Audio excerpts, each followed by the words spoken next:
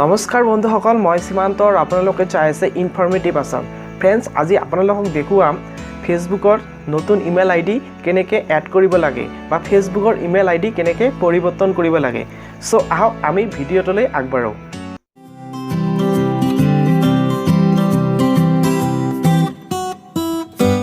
Friends, ফেচবুকৰ email ID পৰিৱৰ্তন কৰাৰ বাবে বা ফেচবুকৰ নতুন ইমেইল আইডি এড কৰাৰ বাবে প্ৰথমতে ফেচবুক এপটো ওপেন কৰিব লাগিব।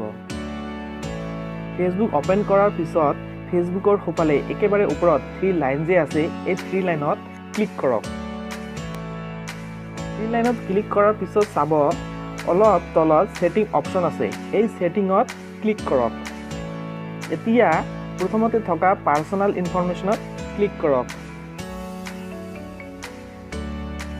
ইমেইল এড্ৰেছ নামে এটা অপশ্যন আহিব, এই ইমেইল এড্ৰেছৰ কাষত থকা এডিটত ক্লিক কৰক। এডিটত ক্লিক কৰাৰ লগে লগে এড ইমেইল এড্ৰেছ আহিব। এড ইমেইল এড্ৰেছত ক্লিক কৰাৰ লগে লগে এড এন এডিশ্যনেল ইমেইল এড্ৰেছত যিটো আপুনি নতুন ইমেইল দিব বিচাৰে সেইটো দিয়ক।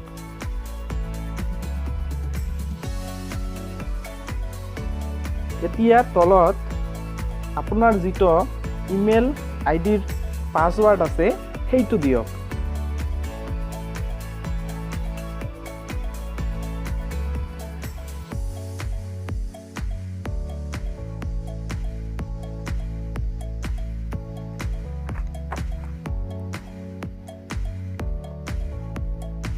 তাৰপিছত কনফাৰ্ম ইমেইল এড্ৰেছত ক্লিক কৰিব।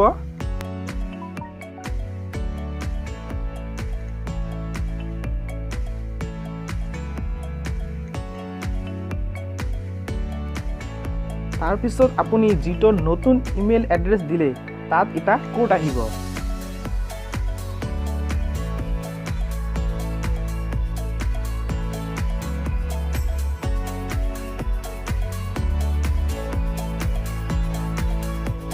এতিয়া মেইল বক্সটো ওপেন কৰি তাত থকা কোডটো কপি কৰি ফেচবুকত গৈ পেষ্ট কৰি সাবমিট কৰি দিব।